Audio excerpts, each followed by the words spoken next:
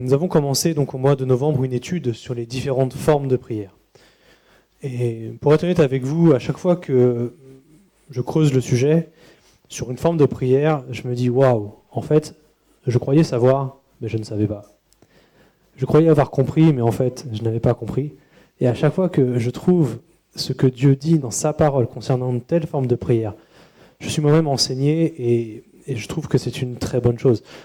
Nous avons déjà commencé à parler de deux formes de prière que sont le jeûne et la supplication. Vous pourrez retrouver ces messages sur notre site internet.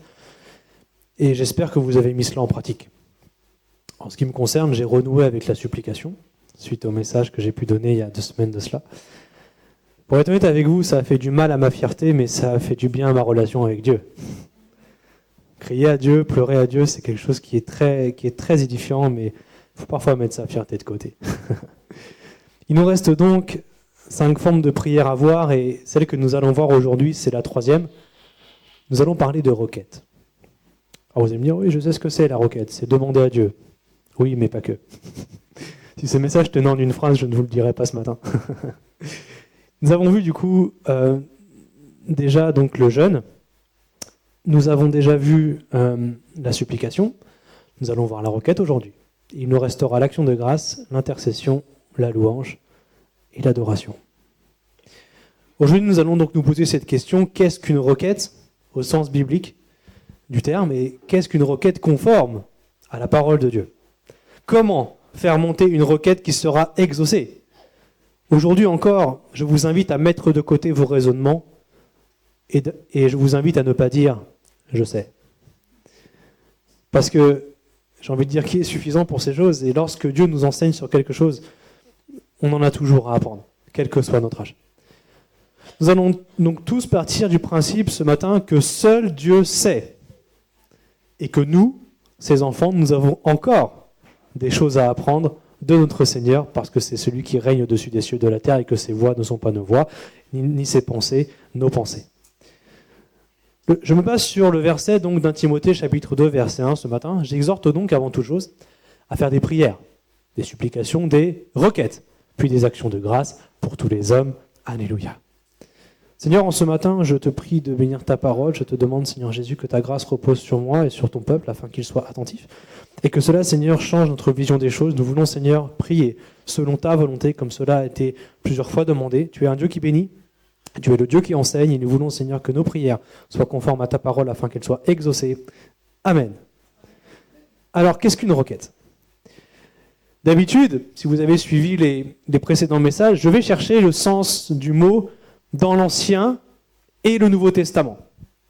Mais pour la requête, je n'ai pas trouvé ce mot dans l'Ancien Testament. Ça m'a surpris. Alors j'ai cherché avec ma prof d'hébreu et on n'a pas trouvé le même mot, mais le mot requête a un sens précis qui est propre au Nouveau Testament. Toutefois, nous trouvons un mot équivalent mais différent qui comporte un point commun avec la requête dans l'Ancien Testament. C'est le mot bakasha. Le mot bakasha, en hébreu, est notamment dans le psaume 122, verset 9. C'est une demande dans le sens du requête, mais ce n'est pas tout à fait comme la requête du Nouveau Testament. Vous allez comprendre pourquoi. Psaume 122, verset 9 déclare ceci. « À cause de la maison de l'Éternel, notre Dieu, je fais des vœux, bakashot au pluriel, pour ton bonheur. » Je vous propose également la traduction littérale de ce verset, d'après l'hébreu, qui dit ceci. « En faveur de la maison de notre Dieu, notre Elohim, je demanderai donc le bon pour toi. Amen. » D'après l'Ancien Testament et l'hébreu, le mot bakasha a 2 sens. Le premier, c'est faire des vœux, et le deuxième, c'est la demande ou demander. Dans l'Ancien Testament, il est ici question d'un souhait par rapport aux vœux. Et nous pouvons nous adresser au Seigneur en lui disant que nous souhaitons quelque chose, n'est-ce pas ? Et en faisant cela, nous nous soumettons à sa volonté. Seigneur, je souhaiterais que tu fasses cela. Mais c'est toi qui décides. La requête consiste à souhaiter le bonheur de son prochain. Il y a dans ce que je dis une notion d'inachevé. Parce que souhaiter le bien de quelqu'un ne signifie pas agir pour le bien de cette personne. Tu peux souhaiter le bien de quelqu'un, et ça s'arrête là. Il y a un goût amer. Quand tu souhaites le bien de quelqu'un, c'est bien de faire, de passer à l'action, pour que cette personne, justement, soit bien.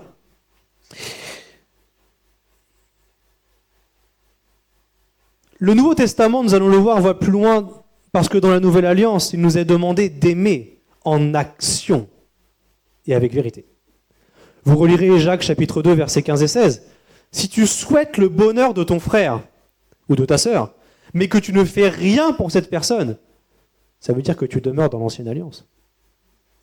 Puisque selon la Nouvelle Alliance, tu dois aimer en action et avec vérité et ne pas te contenter de souhaiter le bonheur de quelqu'un. Que Dieu te bénisse et tu t'en vas. Ça ne marche pas comme ça. Le deuxième sens du mot bakasha en hébreu, c'est demander. Demander. Ce sens est celui qui est commun avec le sens du Nouveau Testament, nous allons le voir après, le sens de demander. Une demande, en hébreu, signifie s'adresser à Dieu afin de lui demander quelque chose pour le bien de quelqu'un d'autre. Et en définitive, pour le bien de la maison de Dieu. Nous sommes appelés à demander à Dieu de bénir sa maison. Nous sommes appelés à demander au Seigneur de bénir nos frères et nos sœurs pour le bien de sa maison. Et dans l'Ancien Testament, il est fait référence au temple. Ce temple, vous le savez, était une image des choses à venir, car à présent, tu es ce temple dans lequel Dieu habite. Alléluia. Il s'agit donc de demander de bonnes choses pour ton frère, pour ta sœur, en priant pour lui, en priant pour elle. Merci mon Dieu. Ça, c'est d'après le sens de l'Ancien Testament. J'ai ajouté 2 autres traductions qui sont très intéressantes. Le psaume 122, verset 9, d'après une autre traduction, dit ceci. « Me voici, demandant au nom de la maison de Dieu, notre Dieu, qui se tient à l'intérieur de toi, que tu sois immergé, que tu résides dans le bon. » Amen. Une autre traduction pour terminer. « Me voici, demandant que la gloire de la maison de notre Dieu se multiplie, de par le fait qu'il soit bon envers toi. » Alléluia. Vous voyez à quel point la langue hébraïque est riche. Gloire à Dieu. D'après l'Ancien Testament, le sens du mot bakasha, d'après ces 2 autres traductions qui sont tout à fait valables, il s'agit de se présenter devant Dieu. Il s'agit de reconnaître que Dieu habite en toi, en moi, en nous. La requête, selon l'Ancien Testament, signifie demander que nous soyons immergés, littéralement baptisés, dans le bon et non dans le mal. Demander que sa gloire se multiplie et qu'elle se répande depuis sa maison. C'est merveilleux. Ça, c'est le sens de la requête, de la demande dans l'Ancien Testament. Merci Seigneur pour cela. Se présenter devant Dieu, reconnaître que Dieu habite en chacun de nous, qui lui avons donné notre vie. Demander que nous soyons immergés dans le bon et non dans le mal. Ça doit vous rappeler normalement une prière que Jésus nous a enseignée. Et demander que sa gloire se multiplie et se répande depuis sa maison, depuis l'Église. Merci Seigneur. Quel est donc le sens de la requête d'après le Nouveau Testament ? Nous allons revenir au verset de base, 1 Timothée 2, verset 1. Et le mot requête ici a un sens commun avec celui de l'Ancien Testament. Il vient du grec entéoxis, oui c'est ça. Je parle mieux hébreu que grec, excusez-moi. Et le premier sens du mot requête dans le Nouveau Testament, c'est la demande. Et là, on fait le lien avec l'Ancien Testament. Je vais être beaucoup dans l'enseignement ce matin. C'est le même sens que le mot bakasha. Et nous faisons ici le lien avec l'Ancien Testament. Il s'agit de demander, d'après le Nouveau Testament, diverses choses à Dieu. Dans la simplicité, dans le respect, mais ce n'est que le début de la définition de ce mot grec. Le deuxième sens, et là ça va aller plus loin, vous allez comprendre, c'est une rencontre. Ce mot grec signifie rencontre. C'est un sens nouveau. Une requête nécessite une rencontre avec Dieu. Si tu demandes quelque chose à Dieu, tu crois que Dieu existe. Tu as déjà fait une expérience, une rencontre avec lui. Ça peut être aussi, suite à une requête que tu rencontres Dieu.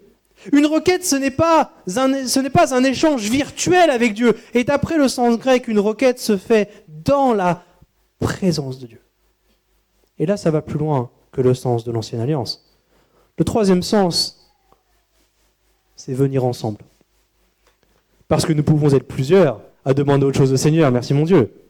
Une requête ne se fait pas toujours seule. Une église, un peuple entier peut faire monter des requêtes à Dieu, des demandes à Dieu. De toute façon, comme nous l'avons déjà dit, lorsque tu pries, tu n'es pas seul. Parce que l'Esprit de Dieu est celui qui fait monter ta prière au Seigneur. Alléluia. Et c'est lui qui t'enseigne comment prier. Mais en tant qu'Église, ce passage est pour l'Église. C'est ensemble que nous nous approchons de Dieu, afin de lui demander quelque chose. Et si nous enrichissons cela avec le sens du mot bakasha, nous nous associons pour demander à Dieu de répandre sa gloire.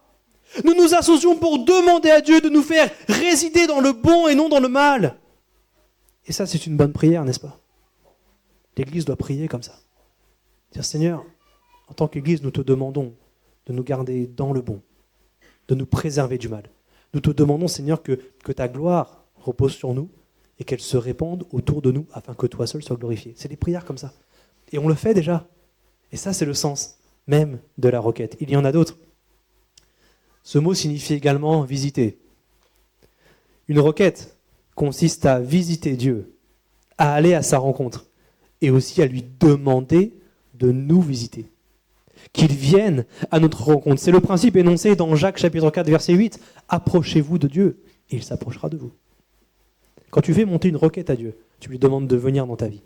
Et tu viens également dans sa présence. C'est une visite qui se fait. C'est ça le sens aussi de la requête. L'avant-dernier sens de ce mot grec, c'est converser, avoir une conversation avec Dieu. Il est possible d'avoir une discussion avec notre Dieu, d'échanger avec lui, parce que Jésus est vivant. Vous pouvez lui parler, vous pouvez échanger avec lui, avoir une conversation avec lui. Est-ce que tu as déjà discuté avec Dieu? Qui l'a déjà fait? J'ai déjà fait. Qui a déjà eu un échange comme ça avec le Seigneur? Merci Seigneur, gloire à Dieu. Et c'est bon de se poser, de s'asseoir, de discuter avec le Père, avec le Seigneur Jésus, avec l'Esprit Saint. Si tu n'as jamais fait ça, bien-aimé, fais-le. Fais-le. Seigneur, je veux avoir un temps de conversation avec toi. C'est ma requête. C'est le sens même du mot requête. Quand Dieu veut que tu fasses monter des requêtes, il veut que tu converses avec lui. Il veut que tu échanges avec lui. Il veut que tu discutes avec lui. N'est-ce pas merveilleux? Il est tout puissant. Et tu peux avoir une discussion avec lui. Le dernier sens de ce mot grec, c'est une entrevue, un rendez-vous. Un tête-à-tête avec Dieu, sur n'importe quel sujet. Si nous avions fait cela plus souvent, je crois personnellement que nous aurions évité beaucoup de problèmes et beaucoup d'erreurs. Prends un temps de qualité avec Dieu, aussi souvent que nécessaire. Tous les jours, si tu peux. Parce qu'il est bon d'écouter le bon berger, tel que nous l'avons entendu tout à l'heure. C'est bien d'écouter un vrai pasteur, un ancien, ou toute personne conduite par l'Esprit du Seigneur, parce que c'est la volonté de Dieu aussi pour nous, d'écouter celles et ceux qui ont Dieu en eux. Mais c'est encore mieux d'avoir un rendez-vous directement avec notre Dieu. C'est ça le sens de la requête. C'est un rendez-vous, c'est un tête-à-tête. Ça va plus loin que la demande, n'est-ce pas? C'est pour vous, c'est cadeau. Je dois vous avouer aussi que le fait de ne pas trouver le mot requête dans l'Ancien Testament m'a surpris. Et je n'ai pas compris.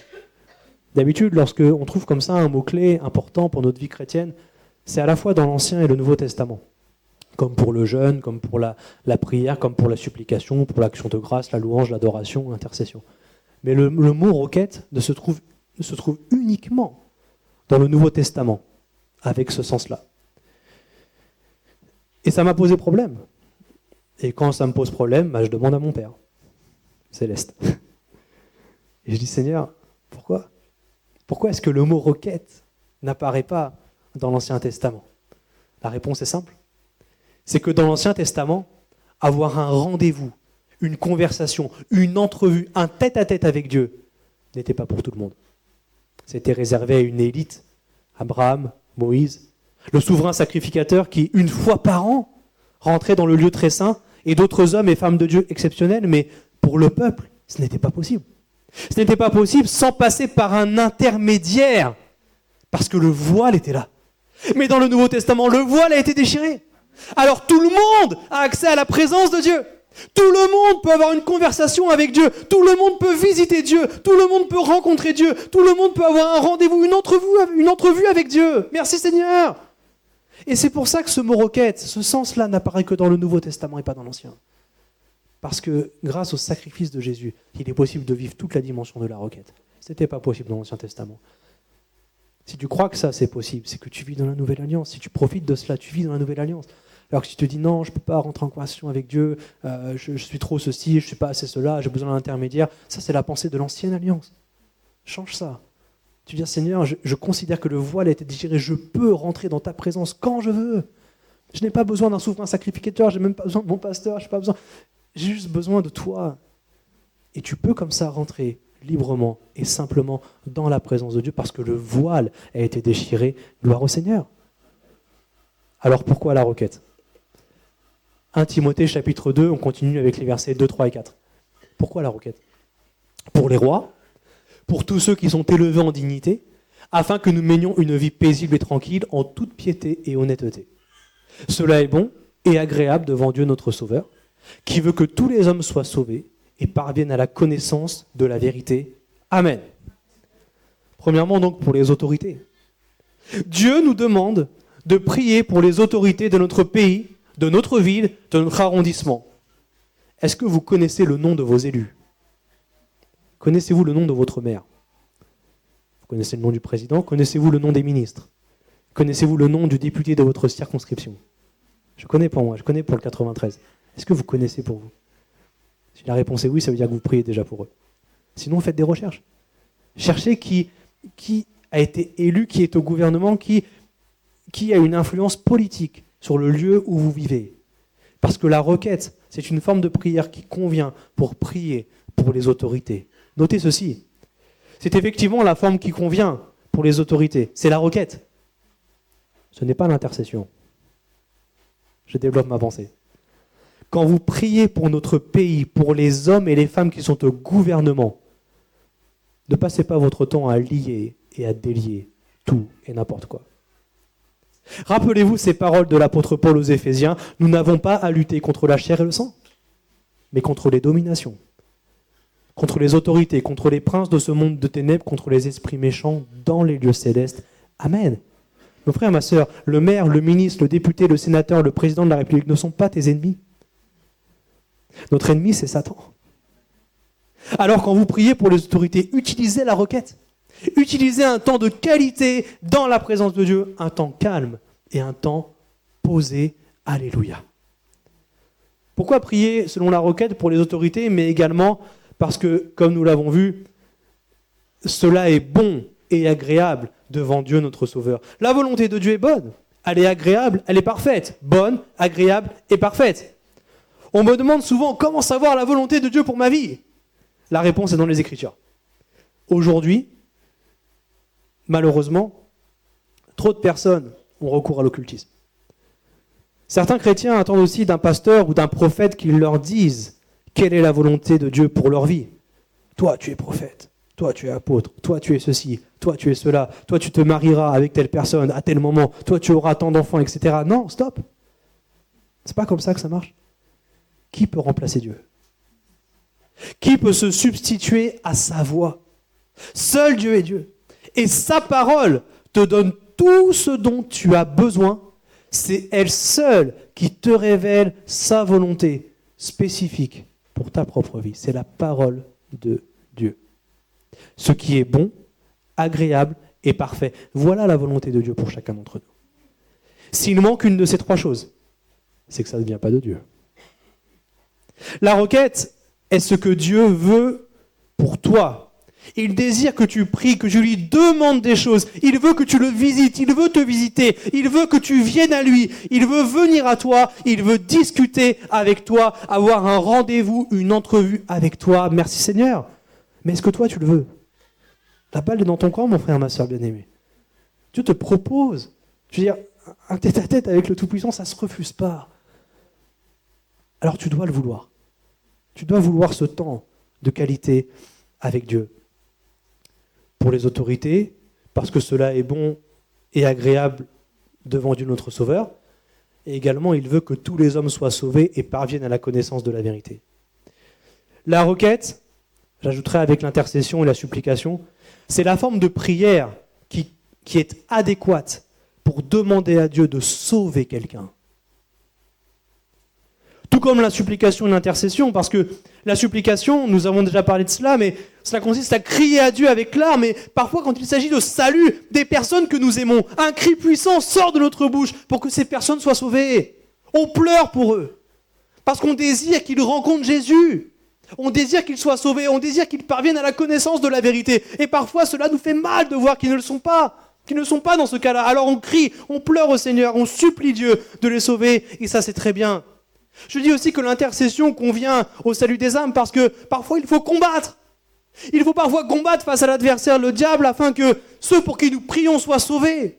Parce que nous désirons qu'ils passent de la puissance de Satan à la puissance de Dieu. Et là, l'intercession trouve son sens. Mais la requête est également nécessaire. Simplement parce que quand tu es dans la requête, tu as compris, c'est un temps d'échange, c'est un temps, tu es posé, tu discutes avec Dieu. Pourquoi est-ce que la requête, face à cela, est utile pour le salut des âmes ?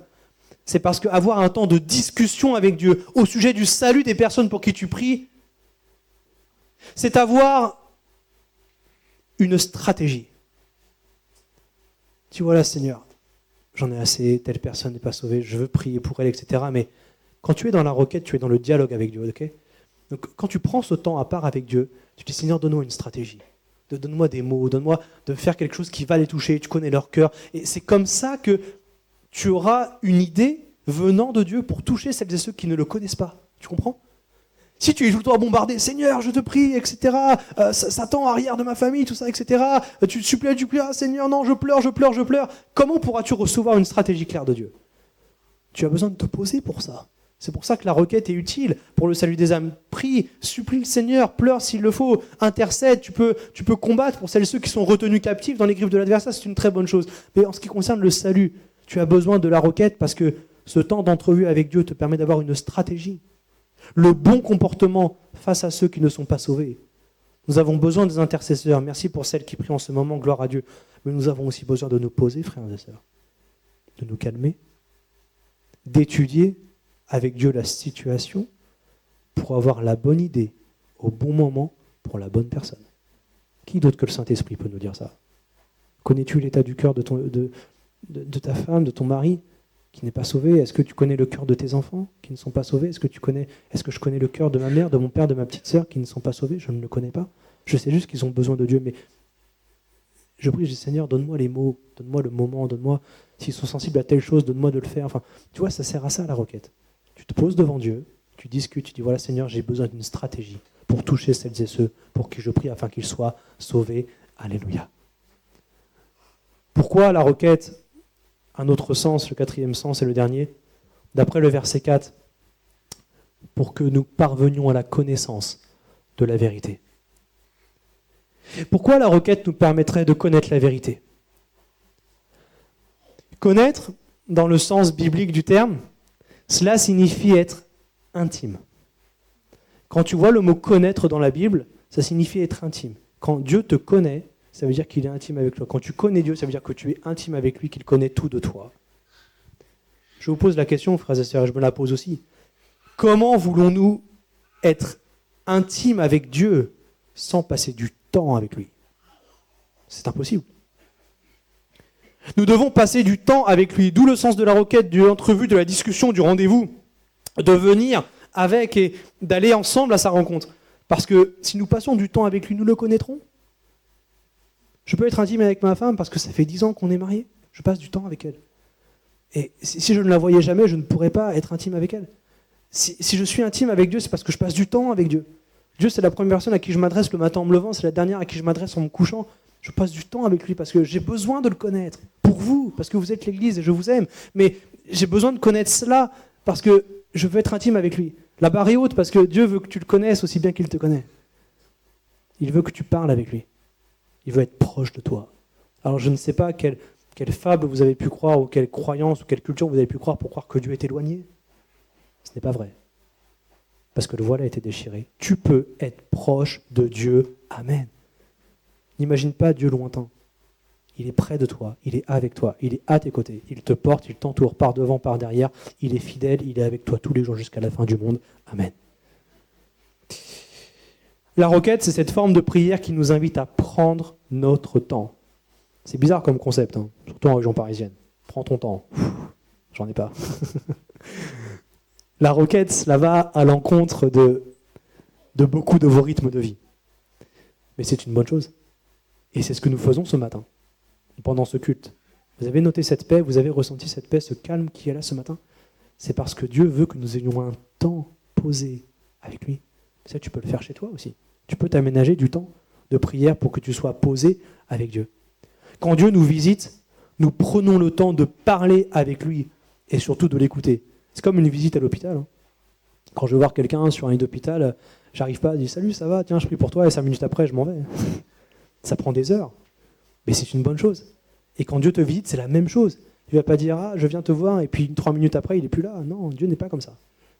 Et c'est à toi aussi de prendre ce temps avec ton Dieu pour grandir dans l'intimité avec lui. Et c'est grâce à cela, bien sûr, oui, que nous connaissons la vérité, que nous sommes intimes avec la vérité. C'est ça que ça veut dire. Quand Dieu veut que nous le connaissions, vous connaîtrez la vérité, et la vérité vous rendra libre. La vérité, c'est Jésus. Connaître la vérité signifie être intime avec Jésus. Et c'est ça qui nous rend libres, frères et sœurs. C'est cela.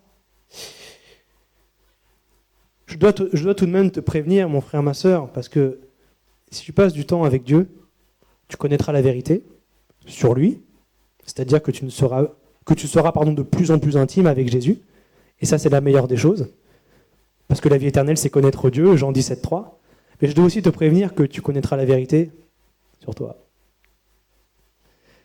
Est-ce que tu es prêt à te rendre compte que tu es un homme et une femme pécheresse? Est-ce que tu es prêt à connaître la vérité sur les blessures que tu as vécues dans ton passé et que Dieu veut guérir? Est-ce que tu es prêt à ça? Comme Moïse allant sur la montagne de Dieu à la rencontre de Yahvé, cela demande du courage. Du courage.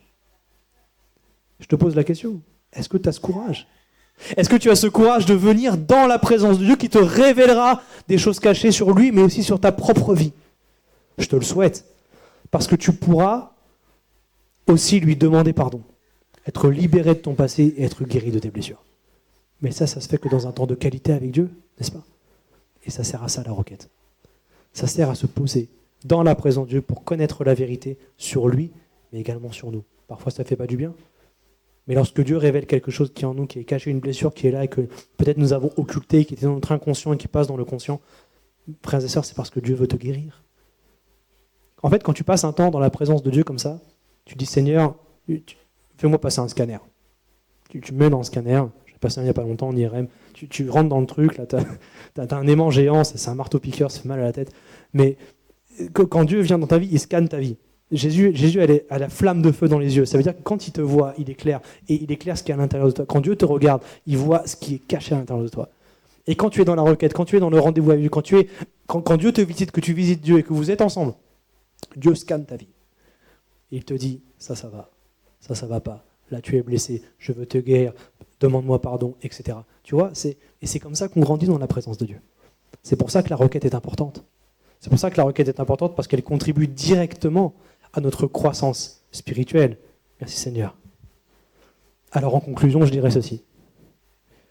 Je vais résumer ce que je vous ai dit, et je vais vous donner un verset pour une ouverture. Une requête, c'est un vœu. C'est une demande. C'est se présenter devant Dieu. C'est reconnaître que Dieu habite en nous. C'est demander que nous soyons immergés dans le bon et non dans le mal. C'est demander que sa gloire se multiplie, qu'elle se répande depuis sa maison. La requête, au sens biblique du terme, notamment dans le Nouveau Testament, c'est une rencontre. Ça signifie venir ensemble, visiter. C'est une conversation, c'est une entrevue avec Dieu. Nous utilisons la requête pour prier pour les autorités. Nous utilisons la requête parce que Dieu trouve que cela est bon et agréable pour nous. Nous utilisons la requête pour le salut des âmes et pour connaître la vérité dans des temps d'échange et de qualité avec notre Dieu. La requête, c'est donc un moment de qualité avec Dieu, dans sa présence, dans le dialogue, dans l'écoute avec notre Dieu. Mon frère, ma sœur, depuis combien de temps n'as-tu pas eu un moment comme celui-là avec ton Dieu? Si tu réfléchis, c'est que c'était il y a trop longtemps. Cela fait combien de temps que tu n'as pas eu ce temps posé avec ton Seigneur? Ça fait combien de temps? Depuis combien de temps n'as-tu pas mis en pratique Matthieu 6, versets 6 et 7? Quand tu pries, entre dans ta chambre, ferme ta porte, prie ton Père qui est là dans le lieu secret, et ton Père qui voit dans le secret te le rendra. Vous voyez l'échange dans ce verset? Tu pries ton Père te le rend. C'est un dialogue, c'est un échange, c'est un temps de qualité dans ta chambre avec Dieu. En priant, ne multipliez pas de vaines paroles comme les païens qui s'imaginent qu'à force de paroles, ils seront exaucés. Amen. C'est ça la requête. En fait, la requête, je dirais que c'est plus écouter que parler. J'ai déjà dit, mais Dieu nous a fait avec 2 fois plus d'oreilles que de bouche. Et oui. Ça veut dire qu'on doit écouter 2 fois plus qu'on doit parler. Alors, les prédicateurs parlent trop, c'est vrai. Mais dans tous les cas, quand tu es dans un temps de prière avec Dieu, parle à Dieu, mais surtout écoute. Parce que c'est comme ça que tu grandiras, mon frère, ma sœur. Calme, pause, écoute, dialogue. Ça, c'est une requête. Mettons cela en pratique et faisons-le immédiatement si vous voulez bien. Vous êtes d'accord? Il reste du temps. On va le prendre pour vous apprendre à prendre ce temps. Et on va passer du temps avec Dieu. Simplement, on va prier en fonction de ce qui a été dit ce matin pour mettre en pratique la parole de Dieu, c'est le plus important. Je vais vous laisser le slide avec ce qu'est une requête. Nous allons prier dans ce sens, nous allons reconnaître que Dieu habite en nous. Nous allons demander à Dieu de nous immerger dans le bon et de nous préserver du mal. Nous allons lui demander que sa gloire se répande sur son Église et à l'extérieur de l'Église. Frères et sœurs, je vous propose une rencontre. Je vous propose de venir ensemble à la rencontre de notre Dieu pour qu'il vienne vers nous, nous approchons de lui, pour qu'il s'approche de nous. Je vous propose d'avoir une conversation, une entrevue avec lui. Ça vous va comme programme? Inclinons nos fronts quelques instants, s'il vous plaît. Merci Seigneur pour la requête. Je considère Seigneur que tu es grand et que Seigneur mon Dieu, tu nous donnes Seigneur de prier avec diverses formes de prière parce que tu veux que notre vie Seigneur soit riche en bénédictions spirituelles. Alors Seigneur, je te prie de nous aider à mettre en pratique ce que nous avons entendu. Je te remercie, mon Dieu, de nous avoir éclairé, de m'avoir éclairé aussi sur ce qu'était une requête. Seigneur, je croyais savoir.